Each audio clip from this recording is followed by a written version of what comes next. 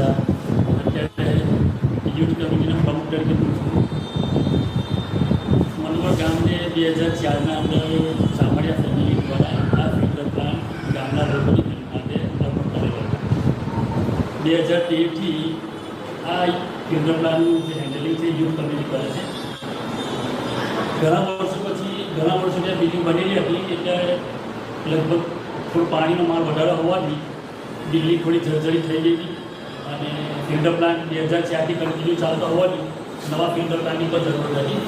અલહમદુલિલ્લાહ આજે યુથ કમિટીના કામોથી અને આ બધાના સાથ સહકારથી આપણે સ્વપ્નને સાકાર કરી શક્યા અને આજે નવી બિલ્ડિંગ તૈયાર કરેલી છે અને 7.5 લાખના ખર્ચે એક નવો પ્લાન પણ આપણે ગામ માટે મૂકેલો છે.